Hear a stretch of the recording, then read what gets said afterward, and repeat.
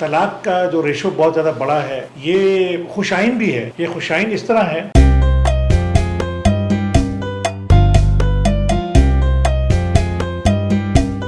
Express tribune کی report ہے کہ پنجاب میں پچھلے 5 سالوں میں طلاق کے کیسز لگ بھگ 35% سے زیادہ بڑھ گئے ہیں. شادی زندگی بھر کا سفر ہے، لیکن کیا مختلف ریلیشن سٹارٹ ہوتے ہیں وہ غلط فہمیوں سے سٹارٹ ہوتے ہیں، یا کیا وجہ ہے کہ یہ طلاق کی ریشو اتنی زیادہ کیوں بڑھ رہی ہے؟ دیکھیے، طلاق اور ڈائیورس جس کو ہم کہتے ہیں، تو یہ ہمارے دین اسلام میں بھی اس کے بارے میں یہ کہ یہ جائز ہے.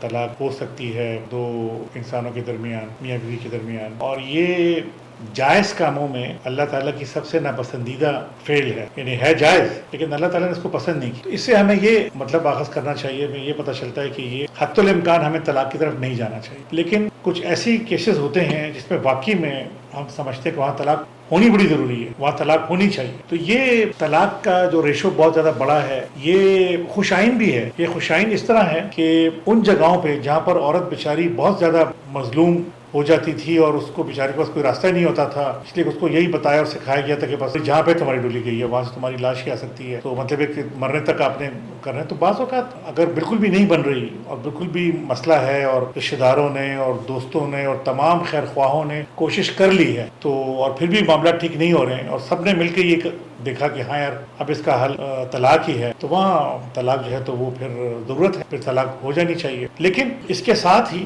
یہ بھی بہت سے واقعات اور وہ ہوتے ہیں کہ اکثر جگہوں پہ طلاق کی ضرورت ہی نہیں ہوتی، وہاں بھی طلاق ہو جاتی ہے. تو یہ ایک بہت تھن لائن ہے کہ کون سے واقعات، کیونکہ ہر ایک کیس ایک سیپریٹ کیس ہوتا ہے. تو خوش قسمت ہوتے ہیں وہ لوگ جو کہ طلاق کا فیصلہ کرنے سے پہلے کسی خیر خواہ کے پاس، کسی خاندان میں یا دوستوں میں یا جان پہچان میں جن کے پاس چلے جاتے ہیں اور اپنا مسئلہ ان کو بتاتے ہیں اور وہ ان کو ہیلپ آؤٹ کر دیتے ہیں اور ان کا مسئلہ حل ہو جاتا ہے. اور بدقسمت ہوتے ہیں وہ لوگ جو کہ خاموشی سے طلاق کر دیتے ہیں اور کسی کو پتہ بھی نہیں چلتا. بس یہی بات ہے کہ طلاق بہت سی جگہوں پہ ناگزیر ہو جاتا ہے، وہاں اس کا ہونا بہتر ہے، اور بہت سی جگہوں پہ طلاق نہیں ہونا چاہیے. وہاں پر اگر طلاق ہو جائے تو وہ بچوں کے لیے اسپیشلی بڑا خراب بن جاتا ہے، کیونکہ اس میں سب سے زیادہ اس میں جو افیکٹڈ ہوتے ہیں وہ بچے ہوتے ہیں. اگر کسی کے بچے ہیں اور بچوں کے ساتھ طلاق ہو جاتی ہے تو یہ دیکھا گیا ہے دنیا بھر میں کہ سیپریشنز میں اور ڈائیورسز میں جو سب سے زیادہ the most affected ones are the children if a couple has children. اللہ نہ کرے کسی کے یہاں بھی کسی بھی وجہ سے طلاق ہو جائے.